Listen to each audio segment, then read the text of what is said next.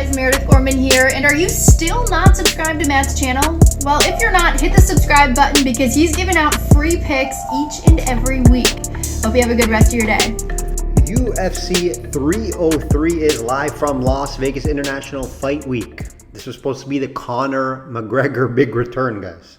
But it got moved due to the toe injury, the little toe injury. You know, a lot of guys would have fought, but I get it. You know, McGregor hasn't fought for a while. He wants to come back fully healthy. Pereira versus Prochazka, too. Saved the card. I love this fight.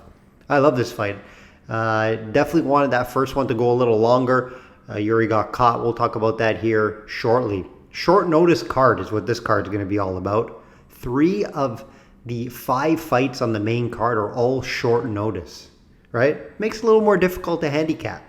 Right? A lot of the lines will tell you that. We'll talk about the lines. I'll talk about value. I'll give you guys some free picks, price talk, and full breakdowns of the main card like usual. This is a new setup, guys. If you're watching on YouTube, this is maybe 20% of the setup. I just got into my new office here, trying to adapt, trying to make it look as best as I can for the first day or first video in the return. So expect some better sound soon, just because there's not a lot here in the place. I'm going to update the walls as well and the lighting. I know the lighting's not great. That will be updated as well. So hang in there. If you're listening on Spotify or Apple Podcasts, shout out to you. It is much appreciated. SystemSportsCapping.com or link.me/systemcapping for client card this week. 21-2 pay-per-view run is on the line, guys. That's 91%. Let's do a quick UFC Saudi Arabia recap. Another profitable card for myself and clients. 2-fight parlay winner we were able to hit on, and a single bet on Whitaker. Only one loss on the card was Johnny Walker. Took a little bit of a chance on him. I know the threat of him getting caught early in the first round by some heavy hands was always there. He did not bounce back. It was a smaller unit play. Impressive stoppage by Whitaker, right? I can't say I saw an early finish like that, but I did see Whitaker win the fight. Terrible spot for Askarov. The jump up was way too much in competition. I mentioned it last week on the video for you guys. Hopefully you did tail Whitaker. I'd love to see him against Strickland for the number 1 contender, right? Love to see that. Will it happen? Not too sure. Strickland's calling for a title shot. I think Whitaker's right there as well. Love to see Strickland versus Whitaker and see how those styles clash. Let's do a UFC update here. UFC update. I mentioned the 21-2 pay-per-view run is on the line this week, guys. All cards 38-18, 68%. All cards run 70%, 2-fight parlays long term, 2023 and 2024. Average line plus money, guys. Important note here, right? These aren't big favorites, minus 200, minus 300. Average line plus money. Let's get right into it. Shop around. Have multiple sports books like I always stress time and time again. Get the best price out there. They do vary from book to book. Main event. Pereira minus 138 versus Prochazka plus 110. About right. This week is usually I like to catch lines off. But to be honest, the lines are fairly solid this week. Right? Seen some money come here on Yuri. Right? Pereira was minus 150 just yesterday. So there is some money coming on Prochazka. These are probably 2 of my top 5 favorite fighters in the UFC. So can't wait for this one again. We all know what happened in the first fight, right? Close first round. Yuri probably stole it. Remember he had some ground and pound there. He's able to get him down to the ground. Prochazka, Pereira tried to get that choke on him. Couldn't get that done. And Prochazka ended up taking him down and trying to get some ground and pound on him there late in the round. And then Prochazka got caught. Got caught in that second round. And that's what's always concerning with Prochazka, right? It's his chin and how he leaves his chin exposed. That's the issue with him from fight to fight, right? Very awkward, very difficult to fight. Very difficult. right? Because of his movement, the way he strikes. But Pereira was able to stand in there and solve the puzzle in the first fight. Both guys are taking this on short notice. Both have said they've been training, and I believe it. But Pereira, keep this in mind, guys. Champion lifestyle's different. Right? Having more fun out there. If you follow him on Instagram, you'll see. Traveling the world. Driving fancy cars. Having that money to go to the Gucci store and spend $20,000 on an outfit. Right? This is what he's doing now. Has he been training hard for a fight? No. He goes to like seminars and fights like just random people, not like trainers or stuff. You see the videos, right? He takes kicks. He's having fun. He's making some money. He's getting on YouTube. He's getting out there. People are paying him for appearances. That's his life now. What's Yuri's life? Fighting back in his dungeon. Fighting in the dark. Fighting underwater. Just training, and thinking about this loss that he had to Pereira. That's my one concern here. Even though I do favor Pereira stylistically against Yuri, due to that power that Pereira possesses, right? Prochazka, that chin, he just leaves it so exposed. He's there to hit, right? So that's why I don't love this matchup for Prochazka, but I understand why some people are taking a shot at plus money. The revenge angle, what I just mentioned with Pereira, the championship lifestyle sometimes, not for all people, and it's hard to say how Pereira is going to handle this, but that championship lifestyle and that money does change people. Now, it's still early in his career, right? I like to look at that theory more when a guy's a champion for a long period of time, and maybe not this early, but it does have that different lifestyle associated with it. When Prochazka is just night and day difference, right? He's just training and wants this fight back. So that's something to be concerned here. But stylistically, I give Pereira the edge. It seems like he figured out the awkward style of Prochazka, and Prochazka leaves that chin there to be hit. Right? I do have this fight as close to 50-50. Maybe minus 120 Pereira when I did my lines. And that's why you're starting to see some value come in on here. It's not a fight I'll personally be betting for clients. Multiple reasons. One, I do have this fight, like I mentioned, very close to 50-50. Short notice fight on both sides. It's tough to predict how either guy will come out. Of course, they know what to expect because they have fought before. But I don't love getting involved for high units or full units or best bets when it's a short notice fight for both guys. I personally can't wait for this one. For video purpose, I'm going to lean Pereira. Just not going to make my client card. I'm excited for this one. I doubt it goes all 5 rounds. Especially, I don't expect both guys to have top-notch cardio coming into this fight. So I expect there to be a finish at some point throughout the fight. Co-main, guys, it's a good one. It is a good one. Ortega plus 110 versus Lopez minus 138. Again, short notice fight. This is a fun one. I can't wait for this one. You would love to see a full training camp with both these guys, right? I would love to see it. But we're going to see who's the better guy on short notice. We're going to see who the better guy is. Who's going to come in the better shape. Now, I do believe it's a tough fight to handicap. Both guys we know, very high-level BJJ artists. And when that usually happens, you usually see the fight play out on the feet. I would love to see this get to the ground. Please, God, let this fight go down the ground. See some high-level rolling. I would love it. Not too sure it will, though. Remember, 3-round fight, you should expect this probably to play out on the feet. I slightly lean Ortega as a better striker, maybe more disciplined on the feet. But Lopez, I do give him that power advantage. And he could catch Ortega, but we know how good Ortega is with that chin. Very durable. Very durable. So hard to see Lopez finishing him anywhere in this fight. We know Ortega has a resume advantage, no secret there. If you watch UFC at all, Ortega's been in the big fights.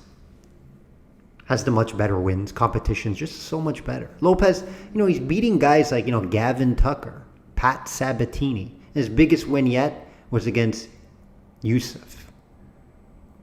His one loss in the UFC is when he stepped up in that competition, and it was against a guy like Ivalov. Now, he put up a good fight. He did take that on short notice as well. So I do give him that. But it's just night and day difference, right? Ortega has wins against Yair Rodriguez last time out. Fought guys like Volkanovski and was seconds away.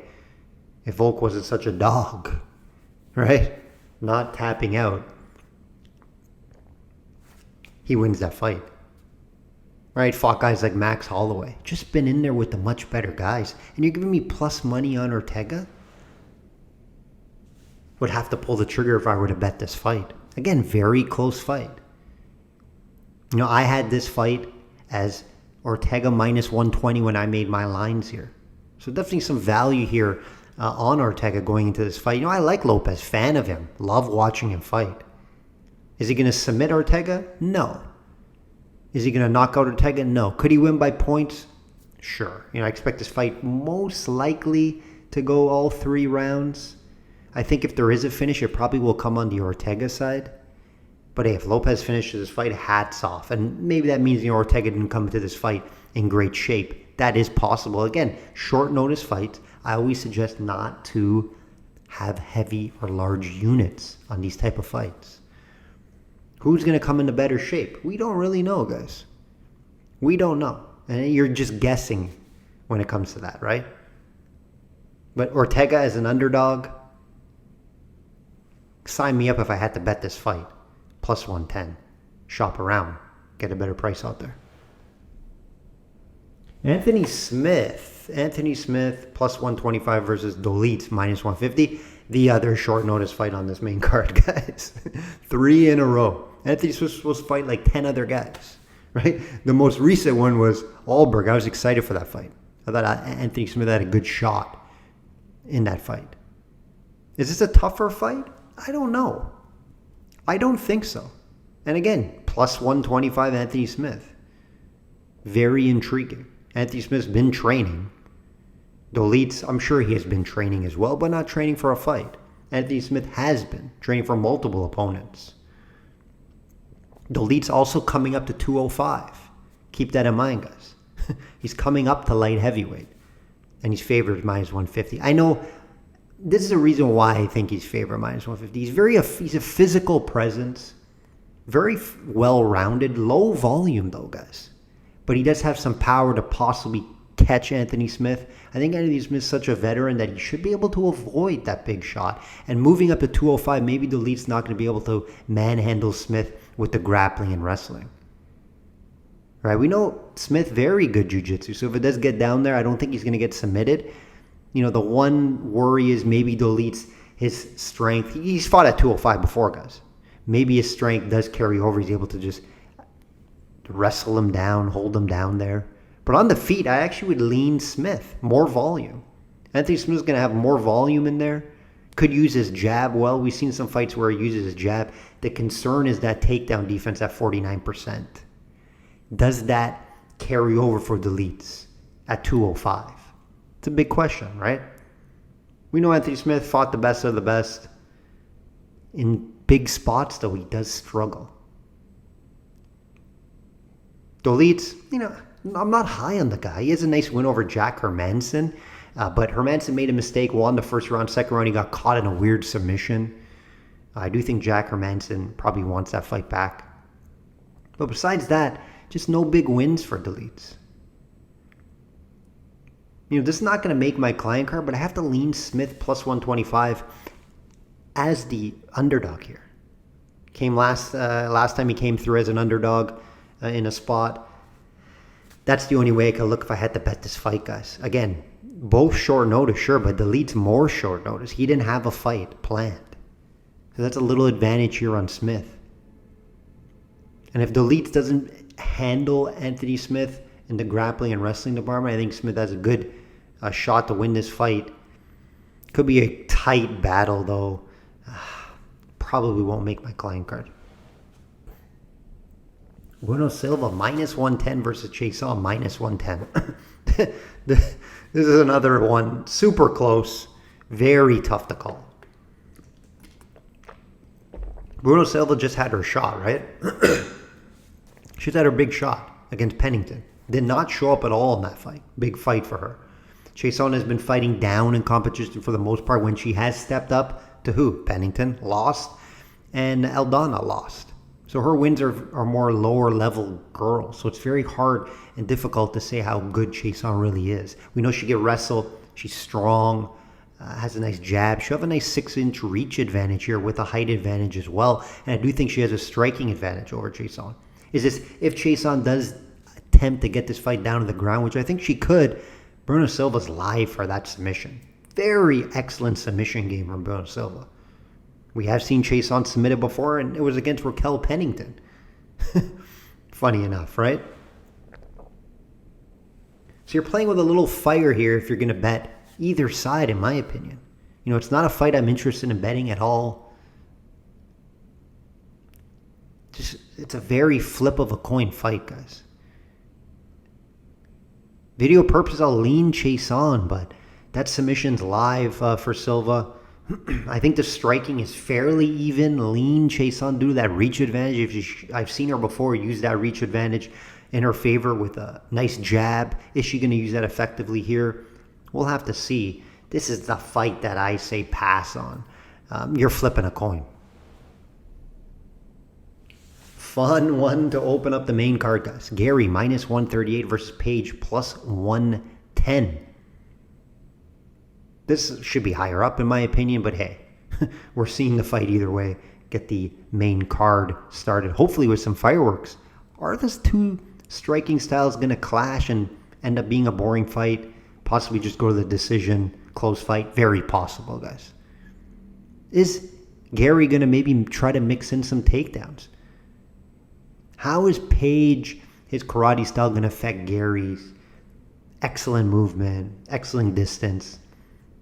Gary's a very good striker, very calculated striker. How are they going to collide here? That's going to be very interesting to see. I expect this fight most likely go the distance. I think both guys are good at avoiding big shots. So if you're going to bet this fight, I would play a decision prop. Maybe over 2.5 rounds is a good look as well. And I'm going to look at Gary here. The price is fairly decent, very confident guy.